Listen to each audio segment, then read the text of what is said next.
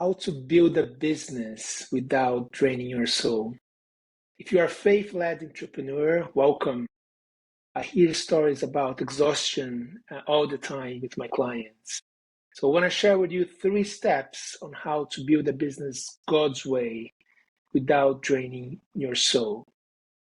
And this topic is very close to my heart. When I started my career as an entrepreneur, I was always very, productive and effective and hardworking, always hustling and trying to tick off my to-do list and working really hard and exploring all sorts of opportunities. So whatever was in my way, I was always going for it, and big to-do list and always brainstorming ways to make the business better, which was fine, but that led me to exhaustion and burnout and not necessarily the results that I wanted. It was only when I regrouped and I really aligned my plan to God's plan for my business that things started to flow. So let's go through it. What are the 3 steps to build your business God's way and avoid draining your soul? So number 1 is about alignment.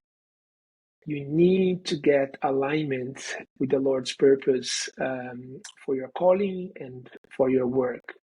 And that is an important moment. If you are a faith-led entrepreneur, founder, you need to create a space to go deeper in your relationship with God and to listen. Listen rather than striving. Listen rather than hustling. You need to listen. You need to ask, and then you need to listen. Where is the Lord taking you? Who is He calling you to serve? And what is He calling you to build? It all starts with that alignment. And then when that calling becomes a bit clearer, you will have an indication on what to do next. What are the initiatives to pursue? What are the projects to start? What are the projects to launch? And equally, what are the things that you need to stop?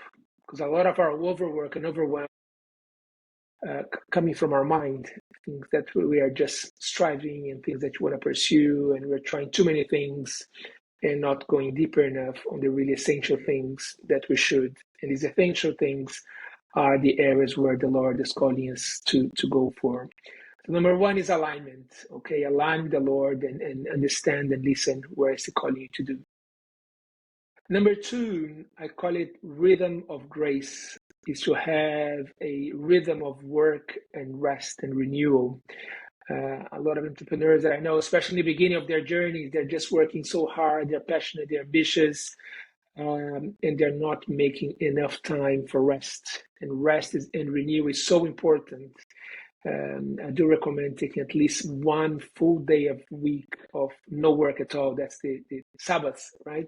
So take 1 day of Sabbath to relax, to disconnect, if possible.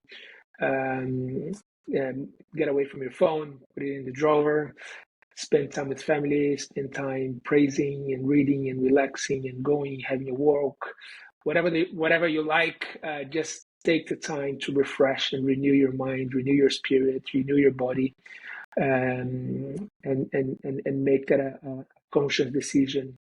Also, once a month, ideally, try to take 2 or 3 days off, and once a year, of course, a week or 2 off. So these moments are so strategic for entrepreneurs to renew and refresh their body, their minds. And funny enough, the best ideas, the best breakthroughs comes through those moments. In my career, all of my big ideas and the big decisions came when I was not expecting, was resting, I was not pursuing this, including this venture, which is now my mentorship business.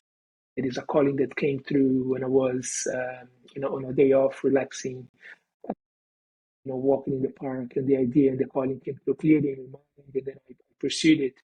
So the best breakthroughs will come when you're not actively working hard for it. So take the time to create your rhythm of grace every week to relax.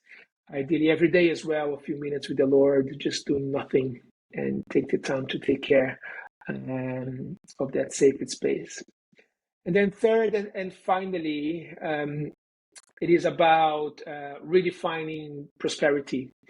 Some founders and entrepreneurs that I know, they're just there, to get the revenue and to get the commercial results and to get the money, which is good to be ambitious, of course, and driven, but we need to redefine what prosperity is. I have a framework that I talked about, which is peace, purpose, and prosperity. Most of the founders I talk to, they see the other way around, right? They say, oh, I'm going to get the prosperity, and then I'm going to see some purpose in my work, and then eventually I'm going to get the peace. And what I advocate is the opposite.